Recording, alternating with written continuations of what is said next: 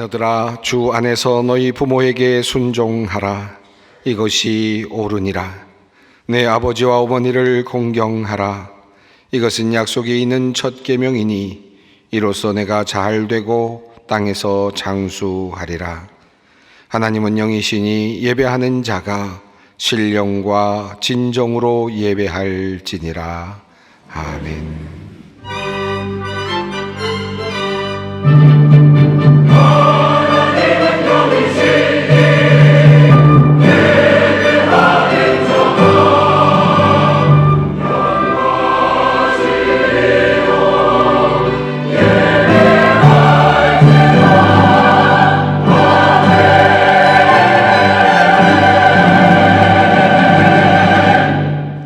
온 세상을 창조하시고 오늘도 무한하신 사랑으로 천지 만물을 운행하시는 성부 하나님, 성육하시어 죄와 사망에서 우리를 건지시고 부활의 소망을 주신 성자 예수님, 그리고 오늘도 우리와 함께 하시며 우리의 구원을 이루어 가시는 성령님, 그 놀라우신 능력과 베푸시는 종을 인하여 주께 찬양과 영광을 올려드립니다.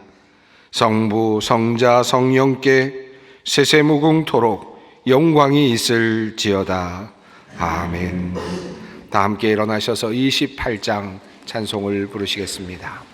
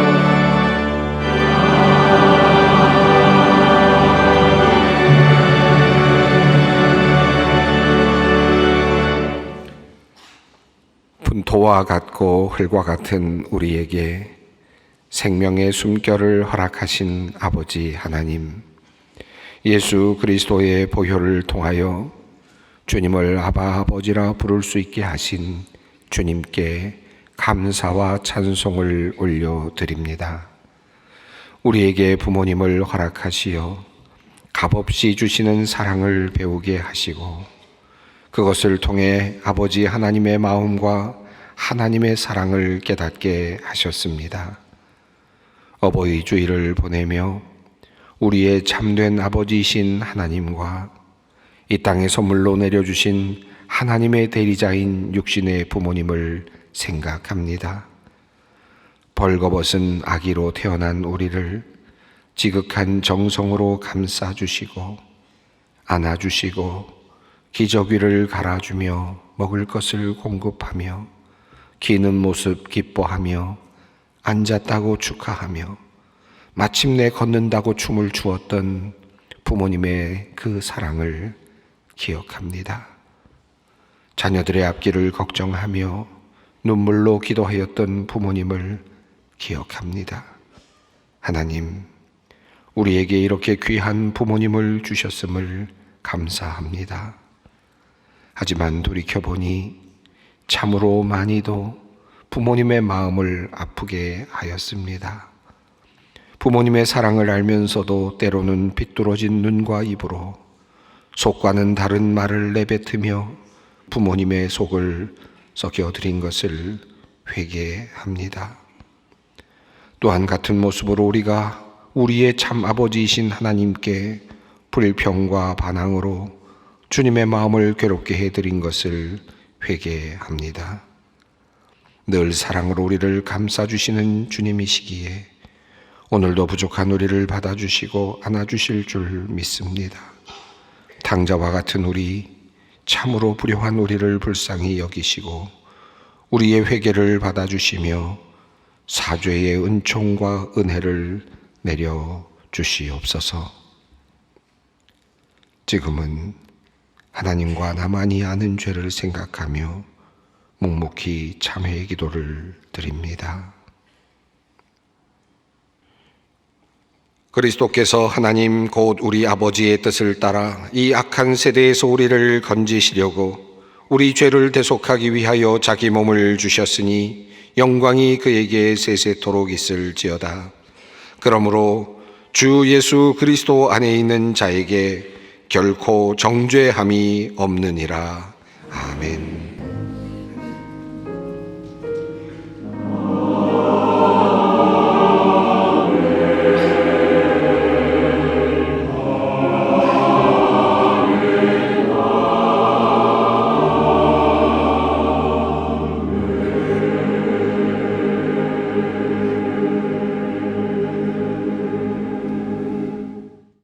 오늘 하나님께서 우리에게 주시는 말씀은 룻기 1장 15절로 18절 말씀입니다. 구약성경 룻기 1장 15절로 18절까지 말씀입니다.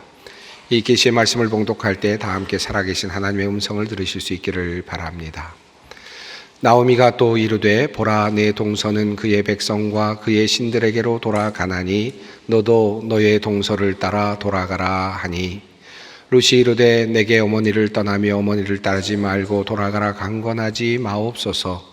어머니께서 가시는 곳에 나도 가고 어머니께서 머무시는 곳에서 나도 머물겠나이다.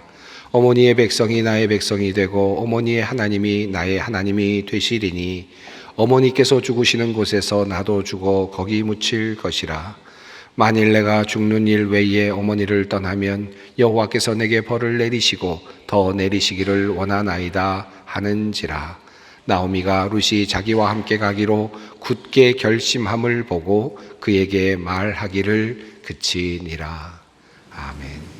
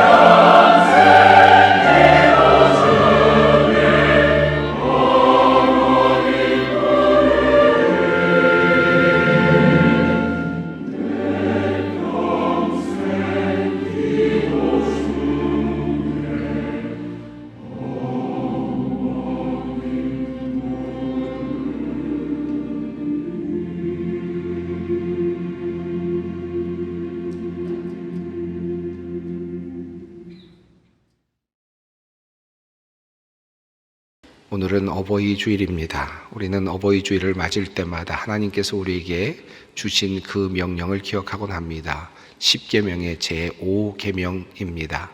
내 부모를 공경하라. 그리하면 내 하나님 여호와가 내게 준 땅에서 내 생명이 길리라. 성경에는 부모를 공경하라 라고 하는 말씀이 참 많이 있습니다. 율법 말씀 중에 부모에게 복행하지 말라라고 하는 그런 내용의 말씀도 있습니다. 자기 아버지나 어머니를 치는 자는 반드시 죽일지니라. 또 이어지는 말씀이 이렇습니다. 자기의 아버지나 어머니를 저주하는 자는 반드시 죽일지니라.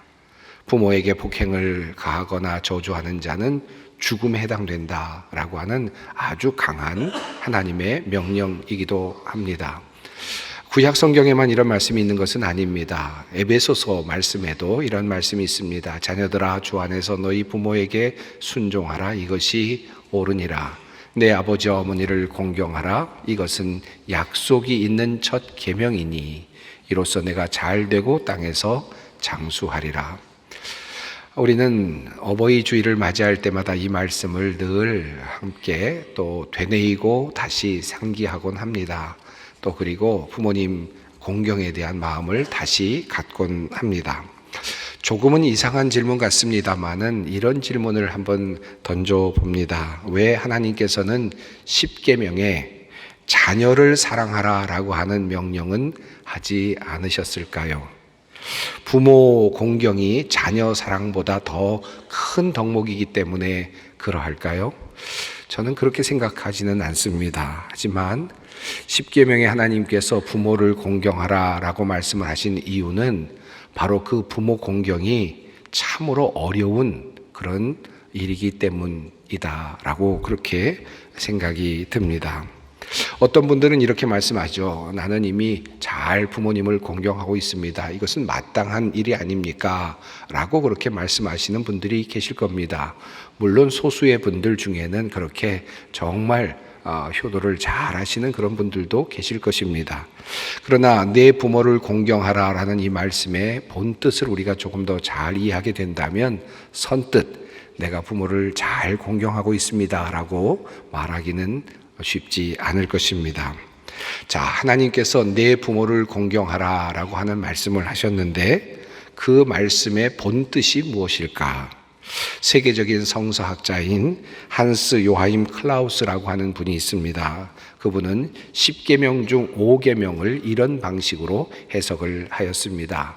실제로 5번째 계명의 청중은 연로한 부모의 생존권을 보장할 책임이 부과된 성장한 자녀들이다. 오늘날 이 계명은 주목할 만한 현실적 의미를 지니고 있다. 연로한 부모들이 차가운 다락방과 지하실 또는 불쾌한 양로원에 처박혀 있는 상황, 즉 젊은 세대들이 그들 자신의 안락을 위해서 하는 권리 주장들이 노인의 생존권을 엄격하고 냉정하게 제약하거나 무시하는 상황에서 이 계명이 주어진다. 다시 말하면 내 부모를 공경하라 라고 하는 이 말씀은 미성년자들을 대상으로 하시는 말씀이 아니라는 것입니다. 이미 성인이 되어서 경제적인 능력을 가지고 있고 사회적인 지위를 가지고 있는 힘과 능력이 있는 자녀들을 1차적인 대상으로, 말씀을 듣는 대상으로 그렇게 하고 있다라고 하는 내용입니다. 내 부모를 공경하라라고 하는 이 말씀에서 나오는 내 부모는 그러니까 고령층에 있는, 고령층에 접어든 경제적인 능력을 상실한, 사회적인 지위를 모두 잃어버린, 그리고 사회적인 약자가 되어 있는 그 사람들, 그 부모들을 말한다는 것입니다. 즉 신체적으로나 경제적으로나 사회적으로 약자가 된 연로한 부모님들을 공경하고 복양하라 라고 하는 말씀이 바로 내 부모를 공경하라는 말씀의 주된 내용이다 라고 하는 해석입니다. 이 뜻을 담아서 제5계명을 10계명을 번역하면 이렇게 말할 수 있겠지요. 너의 연로한 부모를 공경하라.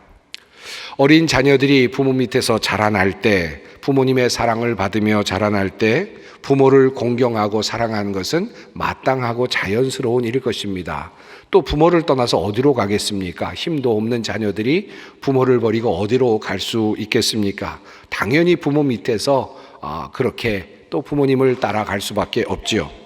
또한 부모님이 경제적인 능력이 있거나 혹은 힘이 있거나 정신적으로 또렷하고 또 건강도 좋다면 자녀들이 부모님을 공경하고 부모님의 말씀에 순종하는 것은 그 분이 나이가 어떠하든지 자연스러운 일이라고 할 수 있을 것입니다.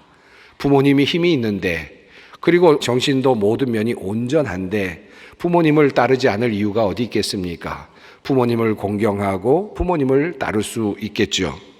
하지만 부모님이 돈도 없고 힘도 없고 그리고 건강도 좋지 않고 그래서 병원도 자주 가야 하고 설상가상으로 치매까지 걸려서 정신적으로 온전하지 못하다면 아마도 자녀가 그런 상황에 있는 부모님을 지극정성으로 공경하고 모시기는 쉽지 않을 것입니다. 쉽게 무시하는 말을 하게 될 것이고 짜증도 쉽게 부리게 될 것이고 또 그 노인을 상대하지 않으려고 할 것이고 막말도 하게 될 것이고 심지어는 때로는 앞에서 말씀드린 그 아들처럼 폭행도 저지를 수 있을 것입니다.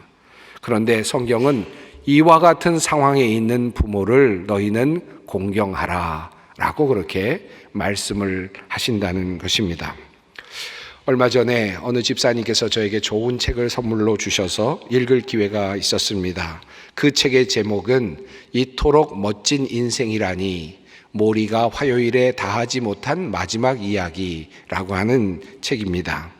모리와 함께한 화요일의 저자 모리 교수의 미발표 유작들을 모아서 또 발간한 그런 새로운 책이었습니다. 어떻게 노인들을 행복한 삶으로 이끌어줄 수 있을까에 대한 저자의 고민과 그리고 해결 방안이 들어있는 그런 내용입니다. 그러다 보니까 그 안에는 노인과 관련된 문제들이 참 많이 들어 있었습니다. 그 책에는 노인 차별이라는 그런 용어가 상당히 많이 나타나 있었습니다. 또 심지어는 노인 낙인이라고 하는 그런 표현도 심심치 않게 등장하고 있었습니다. 사회 속의 노인 차별이 문화적으로 사회적으로 상당히 많이 나타나고 있음을 저자는 고발하고 있었습니다. 노인에 대한 차별, 노인에 대한 편견, 그리고 노인으로 낙인 찍는 것, 이런 일들이 일어나고 있다는 것입니다. 그런데 저자는 그런 일들이 일어나는 이유에 대해서 몇 가지 이야기를 하고 있습니다. 우선 개인주의적인 사상의 만연을 꼽았습니다. 개인주의라는 것은 개인이 스스로 독립해서 스스로 살아간다라고 하는 그런 의미를 담고 있죠. 그러다 보니까 개인주의가 만연한 사회에서 스스로 자기 자신을 돌볼 수 없고 누군가에 의해서 의존되어 살아가야 되는 사람은 평가절하할 수밖에 없다라고 저자는 이야기합니다. 또 다른 것으로서 돈을 중시하고 있는 사회적인 분위기를 꼽았습니다.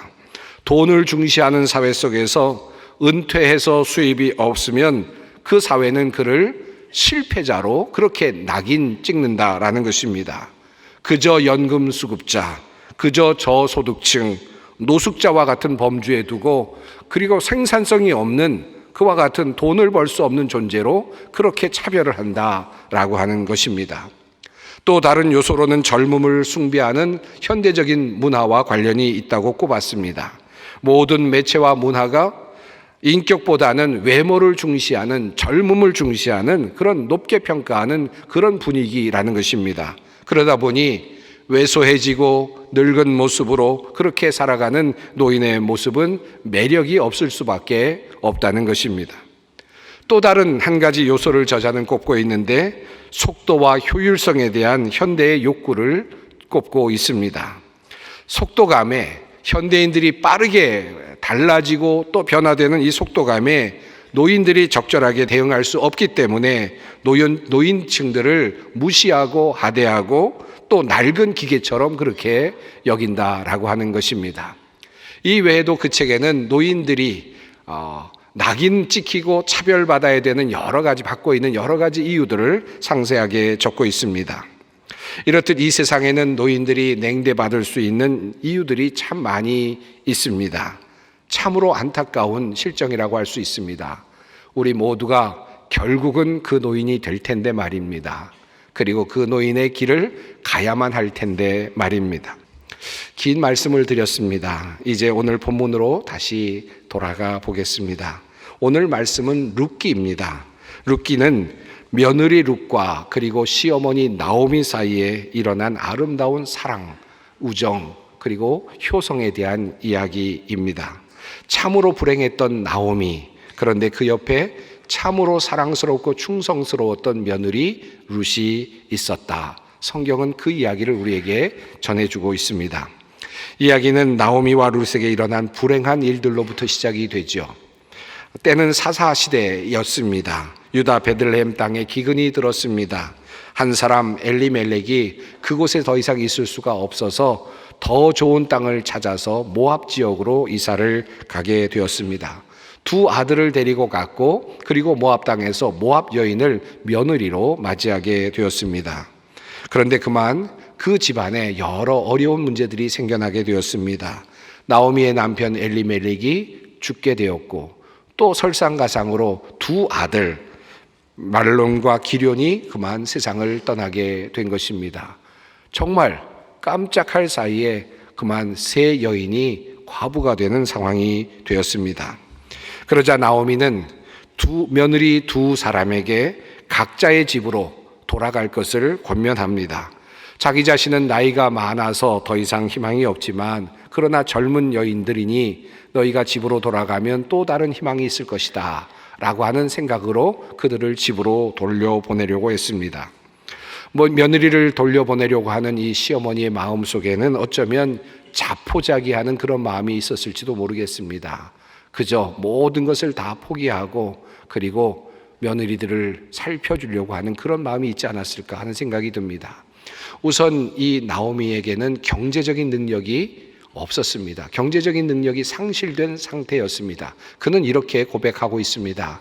나를 나오미라고 부르지 말고 나를 마라라 부르라. 이는 전능자가 나를 심히 괴롭게 하셨음이니라. 내가 풍족하게 나갔더니 여호와께서 내게 비어 돌아오게 하셨느니라. 그가 나갈 때에는 큰 꿈을 꾸고 나갔는지 모르겠습니다만은, 그러나 그가 돌아오는 시점에는 아무것도 없었다. 빈털털이었다. 경제적인 능력이 없었다라고 하는 말이죠.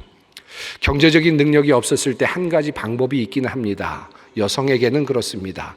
특별히 자신에게 기업을 물을 한 분이 자신을 아내로 맞이해 준다면 또다시 생명의 길이 열릴 수는 있었습니다. 그런데 그럴 수 있는 가능성도 나오미에게는 없었습니다. 그는 이미 늙어 있었습니다. 그는 이렇게 말합니다. 내 딸들아 되돌아가라. 나는 늙었으니 남편을 두지 못할지라. 자기 자신을 아내로 맞이해서 그의 생계를 책임져 줄 그런 남자가 더 이상 없다라고 하는 말씀입니다. 희망이 없습니다. 그리고 나오미의 상황을 보면, 그 이후의 상황을 보면 그가 건강도 별로 좋지 않았다는 것을 알게 됩니다. 그가 베들레헴으로 돌아왔을 때 룻과 함께 보리 이삭을 주우러 나가지 못하죠. 룻만 보리 이삭을 주우러 나갑니다. 이 말은 무슨 뜻입니까? 그가 보리 이삭을 주스러 나갈 만큼 건강이 좋지 않았다라는 말일 수 있겠습니다. 한마디로 말하면 귀찮은 존재가 되어버렸습니다. 돈도 없습니다. 건강도 여의치 않습니다. 나이도 많습니다. 자기를 돌봐줄 책임 있는 사람도 주변에 아무도 없습니다. 그야말로 노인으로 낙인 찍힌 사람이죠. 사회적인 약자이죠. 도움을 받아야만 살아갈 수 있는 그와 같은 형편의 사람입니다. 이 사람이 바로 나오미입니다. 그런데 나오미가 두 며느리에게 고향으로 돌아갈 것을 권했을 때 룻은 도리어 어머니와 함께 있겠다라고 그렇게 말합니다. 놀라운 결정을 했습니다. 심지어 그는 이렇게 말합니다. 혹시 내가 죽으면 모르겠지만 내가 살아있는 동안에 어머니를 떠난다면 내가 하나님의 저주를 받겠습니다 라고까지 말하면서 어머님과 함께 있겠다라고 그렇게 단언합니다. 얼마나 힘든 일입니까? 남편도 죽었습니다. 그런데 시어머니를 모시고 평생을 살겠다. 그것도 자기의 땅도 아닙니다. 그는 모압 여인입니다. 베들레헴 땅에 와서 그곳에서 어머니를 모시겠다라고 하는 결단입니다. 우리는 이 룻의 모습 속에서 나오미를 향한 한 가지 아주 멋진 섬김과 효도의 모습을 봅니다. 그는 모든 것을 상실한 나오미의 곁을 끝까지 지켜줍니다. 룻은 자신을 떠나라는 나오미의 말에 이렇게 대답합니다. 돌아가라 강건하지 마옵소서. 어머니께서 가시는 곳에 나도 가고 어머니께서 머무시는 곳에서 나도 머물겠나이다. 함께 하겠다. 어머니가 어디로 가든지 내가 함께 있겠습니다. 어머니가 어떤 형편에 있든지 내가 함께 하겠습니다. 몸으로, 마음으로 함께 하겠다. 이것이 룻이 보여준 첫 번째 효도의 모습입니다. 두 번째로 룻의 효도는 연로한 시어머니의 생존권을 보존해 주는 것이었습니다. 시어머니는 앞에서 살펴본 것처럼 생계의 위협을 받고 있는 형편이었습니다. 이삭을 주부로 낳을 수 없을 정도의 형편입니다. 룻은 대신해서 이삭 줍는 일을 마다하지 않습니다. 연약한 부모, 스스로 생존이 어려운 부모를 안전하고 평안하게 모시는 효도를 그가 하고 있음을 볼 수 있습니다. 어머니의 생계를 책임져 주고 그의 필요를 채워주는 효성이 룻의 모습 가운데 잘 나타나고 있습니다. 룻은 이방 여인이었음에도 불구하고 십계명의 5번째 계명을 철저하게 지키고 있었습니다. 연로한 시어머니 나오미가 생존하도록 끝까지 그는 이삭을 줍는 일을 마다하지 않습니다. 마지막으로 룻이 보여주고 있는 효도의 모습이 있습니다. 나오미의 일생이 행복할 수 있도록, 말년의 삶이 행복할 수 있도록 자신의 삶을 나누어 주었다라는 것입니다. 다시 말하면 시어머니와 며느리 사이에 아주 긴밀한 소통이 일어나고 있었다. 이것이 그의 모습이라는 것입니다. 룻에게 일어났던 일들을 그날 시어머니 나오미에게 이야기를 합니다. 그러면 시어머니는 또 며느리에게 또 조언을 해 줍니다. 그리고 시어머니의 조언을 존중하며 또 어머니의 말씀을 따라 행동을 합니다. 룻기 2장과 3장을 보면 이 룻과 나오미 사이에 긴밀한 그런 소통과 또 아주 사랑스러운 그런 대화의 내용들을 볼 수 있습니다. 그 중에 한 곳을 한번 보겠습니다. 룻의 시어머니 나오미가 그에게 이르되 내 딸아 내가 너를 위하여 안식할 곳을 구하여 너를 복되게 하여야 하지 않겠느냐? 내가 함께하던 하녀를 둔 보아스는 우리의 친족이 아니냐? 보라 그가 오늘 밤에 타작마당에서 보리를 까불리라. 그런즉 너는 목욕하고 기름을 바르고 의복을 입고 타작마당에 내려가서 그 사람이 먹고 마시기를 다 하기까지는 그에게 보이지 말고 그가 누울 때에 너는 그가 눕는 것을 알았다가 들어가서 그의 발치 이불을 들고 거기 누우라. 그가 내 할 일을 내게 알게 하리라 하니 룻이 시어머니에게 이르되 어머니의 말씀대로 내가 다 행하리이다 하니라. 여러분 이 말씀을 읽으면 어떤 생각이 드십니까? 이 대화가 시어머니와 며느리 사이에 있을 수 있는 대화입니까? 그것도 자기 아들 이야기도 아니고 다른 사람의 이야기를 하면서 그렇게 이야기할 수 있겠습니까? 그런데 이 이야기가 너무나도 자연스럽게 이어지고 있지 않습니까? 룻과 나오미 사이에 얼마나 친밀한 관계가 있었는가를 알 수 있죠. 자신의 속마음을 다 털어놓고 또 서로 소통하고 있는 며느리와 시어머니의 관계를 볼 수 있습니다. 룻은 나오미의 먹고 사는 문제만을 해결해 준 것이 아니었고요. 또 룻은 나오미와 함께 하는 것만으로 만족하지 않았습니다. 어머니와 깊은 대화를 통해서 끊임없이 어머니를 격려하고 살 수 있는 희망을 주고 또 살만한 행복감을 그에게 주고 있었습니다. 조금 전에 인용했던 한스 요하임 클라우스, 바로 그분이 이 부모를 공경하라는 이 말씀은 연로한 나이든 부모를 공경하라는 말씀, 그 말씀이라고 해석을 하였는데, 그는 그 책에서 이어서 이렇게 말을 합니다. 연로한 부모를 공경하라는 말은 그들의 생존권을 존중하고 보장할 뿐 아니라 행복한 노년기가 되도록 배려하라는 것이다. 이런 과제는 물리적인 보살핌으로 끝나는 것이 아니라 경험과 고난, 쇠잔과 쇠약에 대한 존경, 전통과 관습에 대한 비판적이고도 우호적인 태도, 크고 작은 일에서의 협력과 친절한 도움이 곁들여져야 한다. 이것이 진정한 내 부모를 공경하라는 말씀의 속뜻이라는 말씀입니다. 효는 그저 부모님에게 돈만 갖다 주면 완성되는 것이 아니라 부모님께서 내가 정성스럽게 본 돈을 드리는 것 그 자체가 물론 어느 정도의 효도는 되겠지만 그것만이 효도가 아니라는 것이죠. 하나님은 우리가 크고 작은 일에서 부모님을 친절하게 도와드리고 이야기를 나누고 부모님과 존경을 표하고 부모님의 말씀에 존중하는 것을 원하십니다.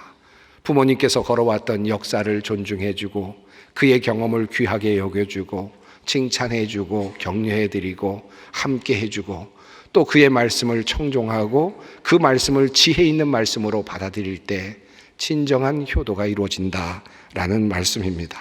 성경은 말씀합니다. 내 부모를 공경하라. 이것은 약속이 있는 첫 계명이다. 내가 부모님께 효도를 한다면 효도의 씨앗은 다시 열매를 맺어서 다시 나에게 돌아올 것입니다.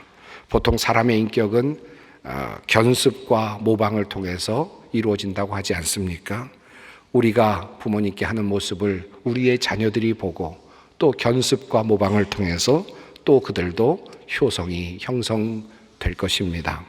하나님은 기독교인의 가정에서 부모님에 대한 사랑과 존경이 대대로 전승되고 계승되기를 원하십니다.